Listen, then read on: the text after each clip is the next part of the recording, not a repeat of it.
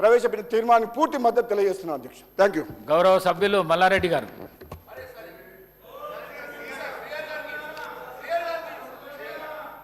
మీరు చెప్పినట్టు నేను అదేం లేదు సార్ అధ్యక్ష, అదేం లేదు. ఒకటే నిమిషం, ఒక సెకండ్, ఒక రిక్వెస్ట్ చేస్తున్నా అధ్యక్షుడికి, ఒక రిక్వెస్ట్ చేస్తున్నా.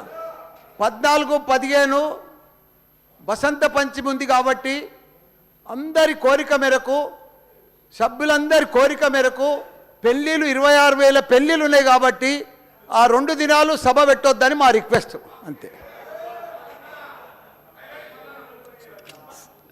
గౌరవ శ్రీహరి గారు 2 నిమిషాల్లో కంప్లీట్ చేయండి.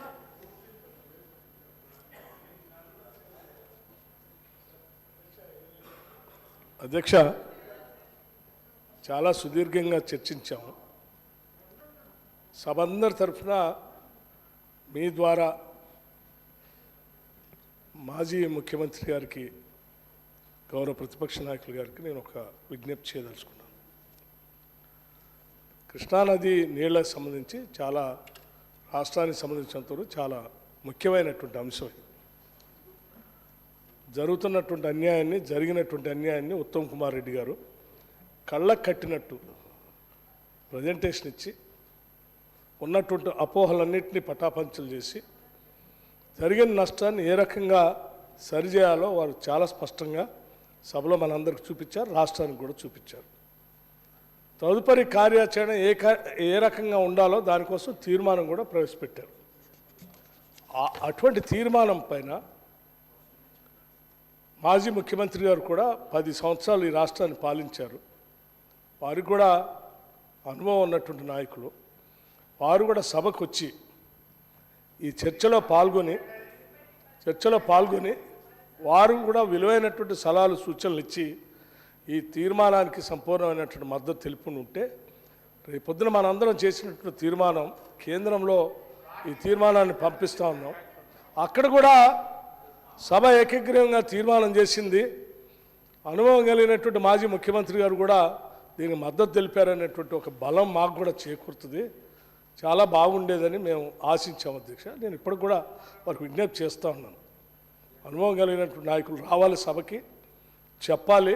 ఇటువంటి రాష్ట్రానికి సంబంధించిన ప్రయోజనాలు ఉన్నప్పుడు రాష్ట్ర ప్రయోజనాల కోసం రావాలి.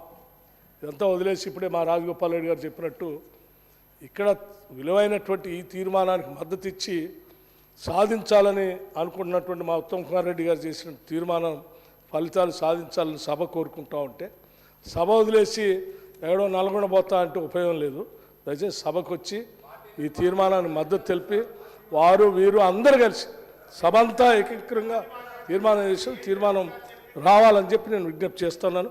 వారికి మీ సభలో ఉన్నటువంటి బీఆర్ఎస్ పార్టీ నాయకులు అందరికీ కూడా నేను విజ్ఞప్తి చేస్తున్నాను. దయచేసి ఒకసారి వారితో మాట్లాడండి.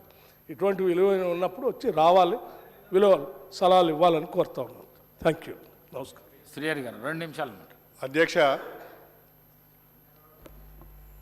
గౌరవనీయులు హరీష్ రావు గారు మాట్లాడిన లేక నేను మాట్లాడిన ఈ తీర్మానం పైన మా పార్టీ యొక్క ఆలోచన విధానాన్ని ఇక్కడ మేము ప్రతిబింబిస్తున్నాం. మా నాయకుడు రాలేదు అంటే, మా నాయకుడి తరఫున, మా పార్టీ తరఫున మేము మాట్లాడుతున్నామంటే అదే మా పార్టీ అభిప్రాయంగా తీసుకోవాల్సిందిగా నేను కోరుతున్నాను. అందరూ వరుసపెట్టి ముఖ్యమంత్రి గారు, మా బట్టి విక్రమార్క గారు, మిగతా మంత్రులందరూ కూడా ఎల్ఓపి గారు రావాలి అంటే నీకెందుకయ్యా, నువ్వు హోమ్ మినిస్టర్ అయ్యేది లేదు, సచ్చేది లేదు, ఊకో శ్రీహరి గారు. మీరు సార్, ఎల్ఓపి గారు రాలేదు అంటే కొన్ని కారణాల వల్ల వాళ్ళు రాలేకపోయారు. అధ్యక్ష, నేను గౌరవ మంత్రి గారికి కొన్ని సూచనలు చేయదలుచుకున్నాను. ఈరోజు ఒక తీర్మానం పెట్టారు. ఆ తీర్మానాన్ని మేము బలపరుస్తున్నాం. మాకుండే కొన్ని 1-2 షరతులతోని ఆ తీర్మానాన్ని మేము బలపరుస్తున్నాం. అధ్యక్ష, ప్రధానంగా బ్రిజేష్ కుమార్ ట్రిబ్యునల్, నేను ఉత్తమ్ కుమార్ రెడ్డి గారి, మీ ద్వారా ఉత్తమ్ కుమార్ రెడ్డి గారికి చేసే సూచనలు ఏంటంటే, ప్రస్తుతం బ్రిజేష్ కుమార్ ట్రిబ్యునల్ KWDT2 ఆపరేషన్లో ఉంది. గత ప్రభుత్వం అంటే బీఆర్ఎస్ ప్రభుత్వం ఉమ్మడి ఆంధ్రప్రదేశ్కు కేటాయించిన 811 టీఎంసీల నీటిని అపోర్షన్మెంట్ చేయడానికి, అంటే ఈ రెండు రాష్ట్రాల మధ్యన విభజించటానికి బ్రిజేష్ కుమార్ ట్రిబ్యునల్కు అప్పచెప్పడం జరిగింది. వాళ్ళు మనకు నోటీసులు కూడా ఇచ్చారు. బహుశా త్వరలో మన ఆర్గ్యుమెంట్స్ కానీ మన వాదనలు కానీ వాళ్ళు వినే అవకాశం ఉన్నది. ఇక్కడ మన వాదనలన్నీ కూడా, మన అసెంబ్లీలో చేసే మన వాదనలన్నీ కూడా మన తెలంగాణ రాష్ట్ర హక్కులు, కృష్ణా నదీ జలాలపైన మనం కోరుకునే హక్కులు కాపాడుకునే విధంగా ఉండాలి అని చెప్పి నేను ఈ సందర్భంగా తెలియజేస్తున్నాను. చాలా రాష్ట్రాలు ట్రిబ్యునల్ అవార్డ్స్ ఉండంగానే ట్రిబ్యునల్ అవార్డ్స్ను మించి, అష్యూర్డ్ వాటర్ అలొకేషన్స్ను మించి కొత్తగా ప్రాజెక్టులు కట్టుకుంటారు.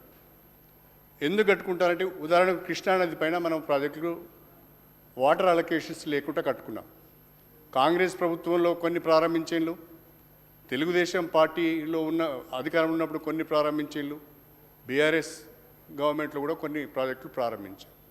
దాని ఉద్దేశం ఏంటి అంటే, కృష్ణానది మిగులు జలాలపైన ఆధారపడి ఈ యొక్క ప్రాజెక్ట్స్ కట్టుకుంటున్నప్పుడు, ఇప్పుడు బ్రిజేష్ కుమార్ ట్రిబ్యునల్ 75% డిపెండబిలిటీ నుంచి 65% డిపెండబిలిటీకి దాన్ని తీసుకువచ్చి ఆ జలాలను తిరిగి అన్ని రాష్ట్రాలకు పంచే ప్రయత్నం చేస్తున్నది. కాబట్టి ఏవైతే కమిషన్డ్, అంటే ఏవైతే స్టార్టెడ్ ప్రాజెక్ట్స్ ఉన్నాయో, ఏవైతే ఆన్గోయింగ్ ప్రాజెక్ట్స్ ఉన్నాయో, చివరికి కంటెంప్లేటెడ్ ప్రాజెక్ట్స్ ఉన్నాయో, conceived projects, ongoing projects, contemplated projects, వీటన్నిటికి కూడా మనం క్లెయిమ్ పెట్టుకోవడానికి అవకాశం ఉంటుంది.